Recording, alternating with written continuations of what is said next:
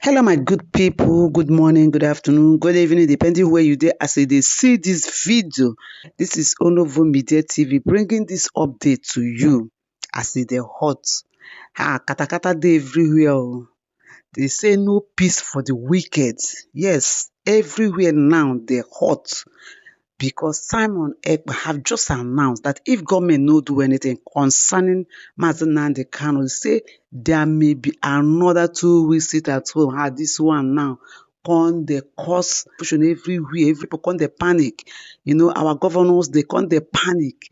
Our leader, the so-called NSND, they come dey cry. They call government abeg come help us because these 2 weeks now they don't know how e go be. Now government come carry army scatter everywhere in the southeast now. Say make they go there stop the sit at home.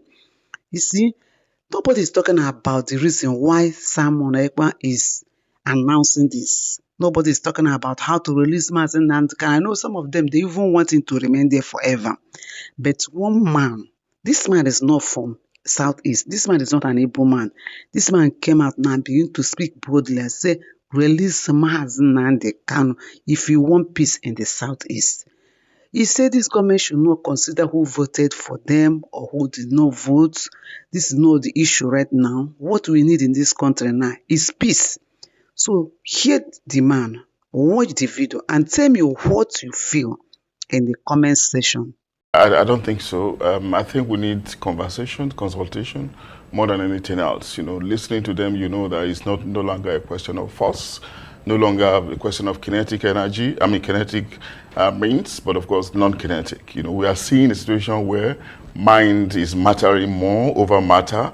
Where the psychology of the people are tuned towards self-determination, rightly or wrongly, and of course when you have to probably engage in some level of psychological oppression, and of course this is very legitimate in any kind of tangle, in any kind of contention anywhere around the world. It's even very, very civilized because you do not want to deploy too much of force in a situation where all the sides are armed, and of course where we're seeing so much of violence, violence that is leading to nowhere, violence that is obviously being perpetrated by people who are gradually becoming nihilist. And of course the two resource persons, the two elders, raised some very, very fundamental questions which have also had some respectable elder statesmen raised before, that that things have happened in the past that is making them ask the question, are they really still part of this country? So what's wrong with us answering that question? What's wrong with our leaders or those at the helms of power answering that question? And the simple response is yes, you are still part of Nigeria. Now, what do you want? To bring about, to bring about peace on all the sides. The measures are not too far-fetched. It just takes some courage, some political will. One, I think, first and foremost, even if it's going to be at the level of experimentation, get Nnamdi Kanu released. Get him released and see the extent to which this will go to pacify the restive youths, the violent youths, or the unknown government perpetrating this level of crime that is becoming very, very disturbing.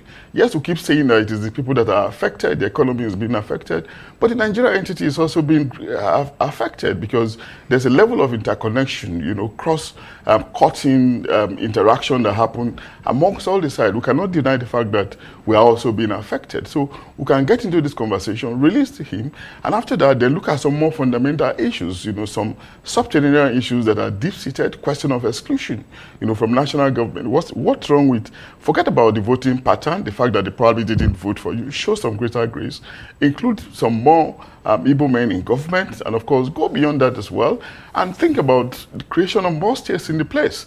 By the time you give them some higher level of attention, it's just about having that courage. It's not like you think that you're succumbing to some level of, I beg your pardon, to some level of blackmail.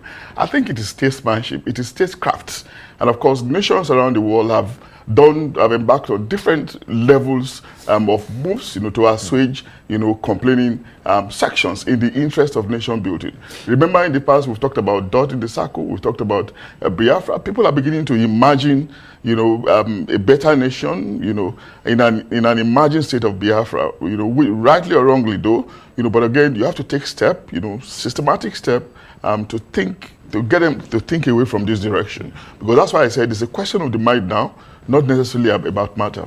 Okay, Professor Adeni, let's close this with you. And he's given three key solutions: security solution, political solution, and the diplomatic aspect of it.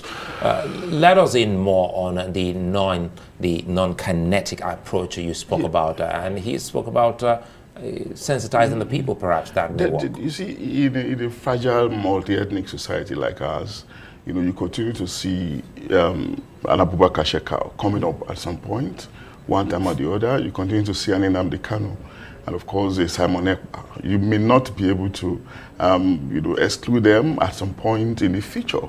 What matters is what the society does to respond to this kind of emergencies, or to prevent them from emerging, which is why multi-ethnicity requires continuous painstaking management. Sometimes it may even go beyond the black letter law, beyond stipulations of the Constitution. You might want to employ extra judicial means in the positive sense, to negotiate belonging, to negotiate integration, to give them sense of inclusion.